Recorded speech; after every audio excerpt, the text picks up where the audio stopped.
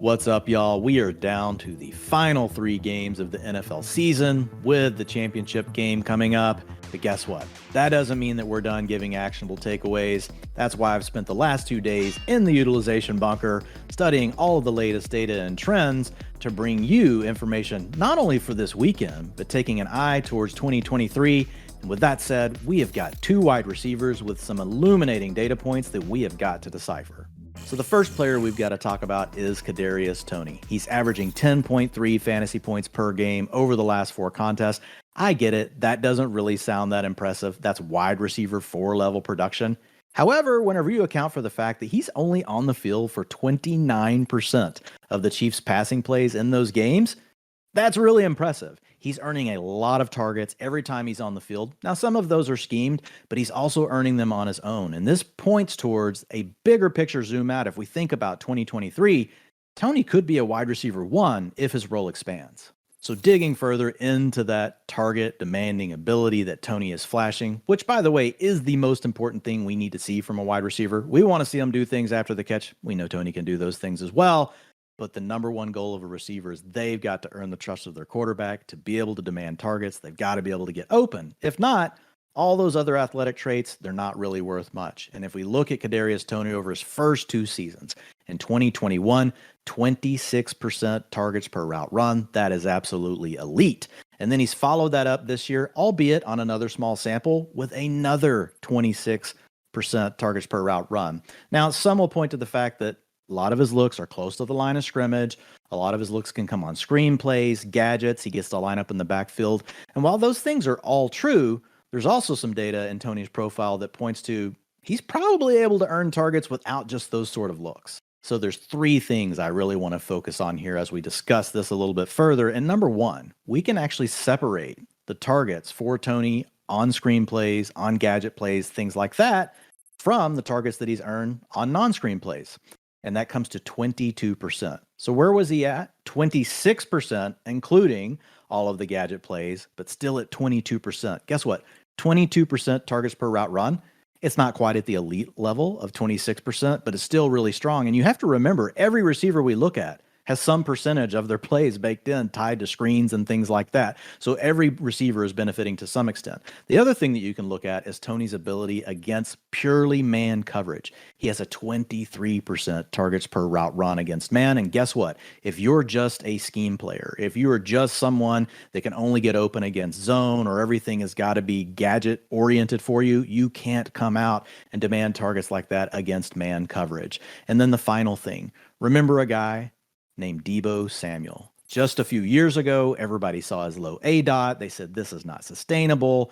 We're going to go to Brandon Ayuk. We can't really trust this player. What did he do? He went on to have a top 5 wide receiver finish the next year. So a lot of this also comes back to the scheme that you're playing in. And Andy Reid, I think, has already shown us he has the ability to unlock additional touches for Toney through the scheme, through screenplays, through all of this gadgetry, but that doesn't mean that Toney can't do the other things as well. So what would it look like in 2023 if the Chiefs actually gave Kadarius Toney more routes? I think there's a couple of scenarios that we can look here, but before we get into it, let's not just assume that his 26% targets per route run is going to 100% translate if he's suddenly on the field a lot more. There is a chance that those targets could go down. In fact, there's a good chance that it could go down, but that doesn't mean that he's suddenly not going to be able to earn looks. So as a baseline, let's just say he's out there 75% of the time as the starting slot wide receiver for the Chiefs next year. And let's say even if he just earned a 20% targets per route run, that comes to 105 targets to a guy that's one of the best yards after the catch players in the NFL. However, if he did hit his ceiling, and assuming it's only at 26%, that would be 135 targets as the starting slot wide receiver.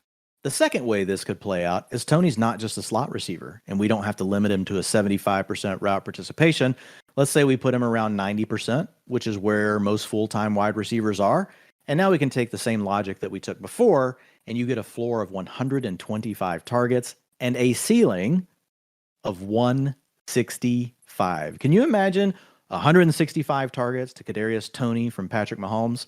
It's really hard to imagine. I would be happy with the 125 that we set at the floor, to be honest, but there's just so much upside here with Kadarius Toney if his role expands. So let's summarize Kadarius Toney. If you're playing in contests this weekend, whether it's Battle Royale over on Underdog or whether that's something to do with DFS, he's really that boom bust wide receiver 3. He has upside to give you a wide receiver 2, even a wide receiver 1 performance because of his ability to score touchdowns on a high scoring offense and the fact that he's involved in the run game. Another thing that he has in common with Deebo Samuel that we haven't even looked at. However, if we're zooming out and we're really looking to 2023, there's just a lot of dominoes that haven't fallen yet for the Kansas City Chiefs. Are they going to re-sign Juju Smith-Schuster? Are they going to bring in a free agent? And oh, by the way, the free agent pool is not great at wide receiver. They also might not draft a wide receiver, and Sky Moore has his own questions. If those things all play out and the Chiefs don't add someone, Tony's price is going to surge as we approach fantasy season next year. So one thing we may want to consider as drafts start to open up early in the season is getting on the Tony bandwagon early while people haven't really reacted, because as we talked about with the data, there is huge potential here. Low end, maybe we have a wide receiver 2 as a slot player, or he gets the full-time role and we could have a top 6 wide receiver in fantasy football.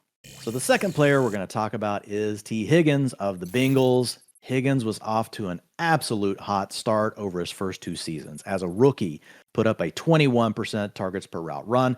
Second season with Jamar Chase on the team as well, 22% targets per route run. And that put Higgins right in line with CeeDee Lamb this past summer as we approached our drafts. A young, ascending talent that had an opportunity to jump into the wide receiver 1 conversation. Unfortunately for Higgins, things didn't go quite as well in year 3 as they did for Lamb, who truly took that next step forward. So let's look at what does that mean for Tee Higgins.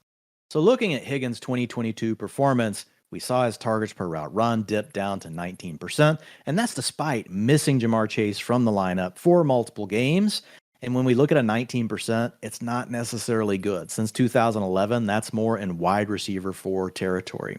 His yards per route run also fell down to 1.80. He's been over 2 for his first 2 seasons of his career. Historically, that is in the wide receiver 3 range since 2011. So now we've got an idea of what Higgins' career arc looks like from a talent profile standpoint over his first 3 seasons. Had a solid targets per route run at 20%, upped it to 21%, but that fell off this last season at 19%. So using that information, we can now look at some similar comps over their first 3 years as Higgins.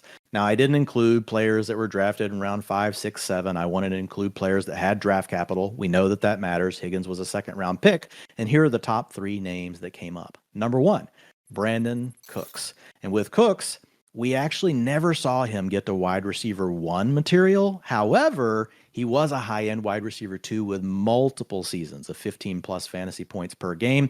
So that wouldn't be bad for Higgins. Being a high-end wide receiver 2, that's something that's certainly still usable. The second name would be Juju Smith-Schuster. Now, Smith-Schuster is really interesting because he had that 18% targets per route run in his first year, and he had a big spike up to 24% in year 2. But he's never done that since. And he's really been more of a low-end wide receiver 3, almost a borderline wide receiver 4. Despite the season getting to play with Patrick Mahomes and a high-powered offense, he was still in that wide receiver 3 conversation. And then the final name that we'll talk about is Corey Davis, a high first-round draft pick. However, just hasn't had things necessarily break his way. You could argue that he's probably a little bit underrated, but not someone that's been able to overcome a bad quarterback or bad offense situation where a team wants to run a lot. Has not been able to overcome having other quality targets around him, which means Tee Higgins could be much more fragile than we think. Where his next landing spot is could make a big difference. We know we have at least 1 more year with the Bengals. He's got his 4-year contract as a rookie, but after that, landing spot is going to play a big role for Tee Higgins' future. So let's summarize what we've learned about Tee Higgins, and I have to start by saying none of these things are certain. We're just trying to play probabilities. Notice that I said, typically, if you follow the path that Higgins has, you don't turn into a high-end wide receiver 1. That doesn't mean never. However, I will say the most typical thing you see is a guy like CeeDee Lamb where they take that next big step in year 3, or at least don't regress. And that's what we're looking for. So I think the more likely scenario here is we're dealing with a high-end wide receiver too, like Brandon Cooks. That wouldn't be bad. But the low end is we have someone more like Corey Davis that really becomes dependent on the environment, is going to need to be the top option on the team to have a chance to take any kind of step forward. Now, if you're thinking about DFS, you're thinking about underdog tournaments, this weekend, Higgins is still fine. Like, he can still give you that spike week upside. This is really more of a looking forward to 2023. We've got to downgrade expectations.